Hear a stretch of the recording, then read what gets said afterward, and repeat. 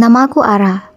Kisah yang aku ingin kongsikan ini adalah kisah yang benar terjadi kepadaku. Kejadian ini berlaku dalam tahun 2015. Dulunya aku tak percaya kepada perkara mistik dan kalau boleh aku memang tak nak tahu langsung pasalnya. Gangguan aneh mula berlaku selepas secara tak sengaja mak aku tersnap gambar entiti di rumah nenekku. Dalam gambar tu ada penampakan separuh badan gadis memakai gaun putih. Kebetulan masa tu kami sekeluarga berkumpul di beranda di luar rumah. Ketika itu mak aku nak ambil gambar anak buah aku. Petang tu tak perasan lagi kewujudan entiti dalam gambar tu. Keesokannya mak aku dah nampak sipi-sipi gambar tu. Aku menganggap mak aku salah faham. Aku ingatkan tirai sebab kebetulan tirai rumah nenek aku tu warna kuning cair. Namun selepas aku tengok berulang kali, memang nampak tubuh gadis. Aku pun peliklah sebab masa tu semua duduk kat luar dan tak ada siapa pun duduk dalam rumah. Aku suruh mak aku padam, tapi dia tak nak. Sejak itulah gangguan tu jadi. Aku ceritakan bagaimana gangguan tu. Gangguan pertama terkena kat aku. Nenek aku jenis suka tidur sorang-sorang. Lagipun bilik nenek paling jauh, tapi bilik dia dekat kat dapur dengan tandas. Bilik dia pun dalam. Sebelah luar biliknya pula hutan. Aku pernah cuba tidur dalam bilik tu, tapi aku tak pernah nak tidur mati. Selalunya aku tidur mati. Setiap kali aku nak tidur kat bilik nenek tu, tepat pukul 1 pagi, mesti ada bunyi cakaran dari luar. Mula-mula aku ingatkan kucing sebab nenek aku ada bagi makan kucing liar yang datang. Aku pun buat tak endah je lah. Sampai satu hari tu ada bunyi lain lah. Bunyi macam orang duk makan keropok dan bersembang. Aku faham sikit-sikit sebab benda tu guna bahasa Jawa. Nenek aku pernah ajar bahasa Jawa kat aku. Benda tu cakap begini. Aku takkan lepaskan keturunan kau. Laki-laki cucu kau. Hehehehe. Meremang bulu romaku. Keesokannya aku rasa berat sangat bahu aku. Sakit kepala aku masa tu. Sakit kepala tu aku ingat normal sebab aku selalu migraine. Aku pun telanlah Panadol yang aku selalu simpan buat stok. Tapi sakit kepala aku tu lain macam. Makin aku telan Panadol, makin sakit.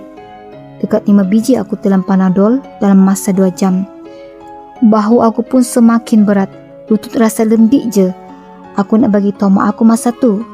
Tengah nak jalan pergi kat mak aku tu, tiba-tiba saja hidung aku berdarah. Aku tak jadi bagi tahu mak aku. Aku masuk bilik, ambil tisu, tekuk hidung. Darah dia memang lain macam. Banyak gila dia keluar. Macam air paip masa tu. Aku memang cuak dah. Dengan kepala macam nak meletup. Aku panggil mak aku. 4 kali aku panggil, suara tak keluar. Kali kelima aku baca ayat kursi. Baru keluar suara aku. Sakit sangat. Mak aku datang. Memang terkejut mak aku tengok aku masa tu. Kelam kabut panggil abang aku. Abang aku cempung aku letak kat ruang tamu. Abang aku tu mata tak berhijab. Dia nampak benda tu duduk berpaut kat bahu aku dengan mulut dia duk kemam kepala aku.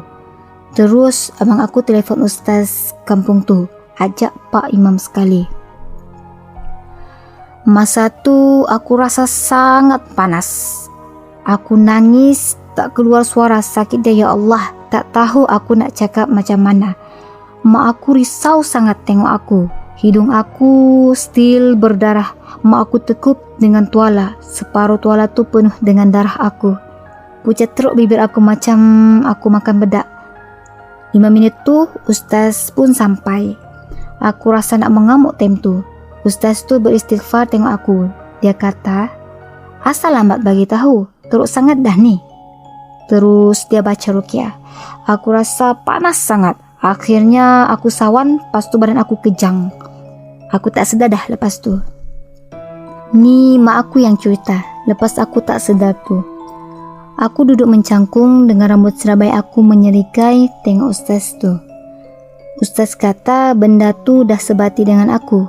Ustaz cuba buang benda tu. Berpeluh ustaz sebab benda tu degil.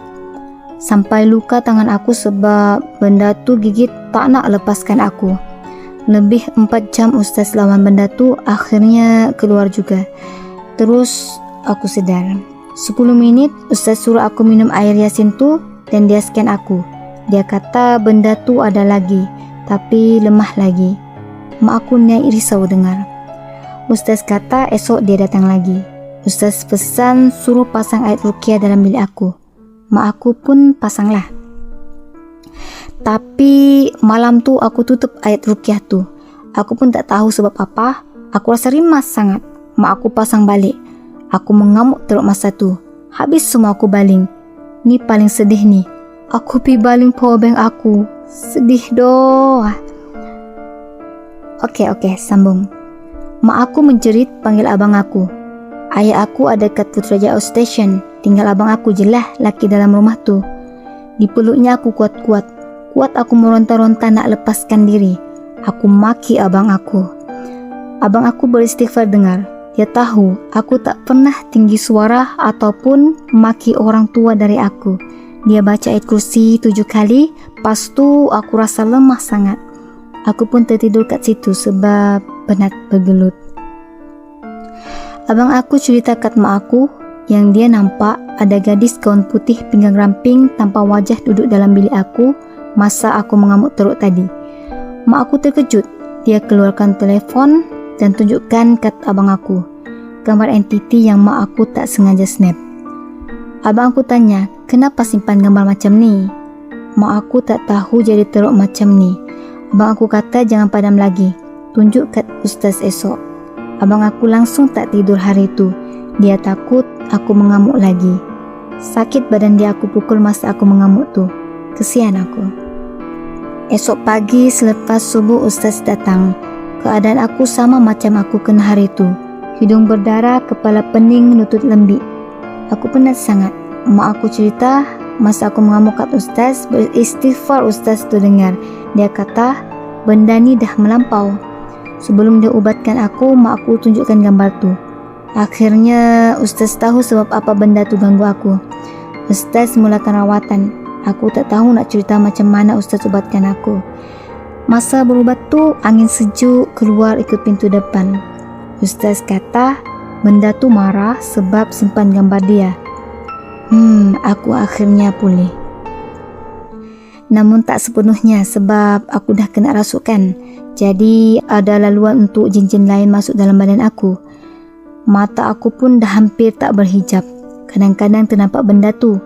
Masa aku tulis ni pun ada benda tengah tengok aku kat ujung bilik. Setakat ni jelas ceritaku. Pesan aku buat korang, janganlah simpan gambar entiti tak diundang tu. Kalau tersnap ke apa ke, muruk padahnya. Teruk aku kena sebab gambar tu je. Aku pun dah nak jadi macam abang aku dah sebab benda tu je. Assalamualaikum. Semoga kita terhindar dari gangguan jin dan syaitan.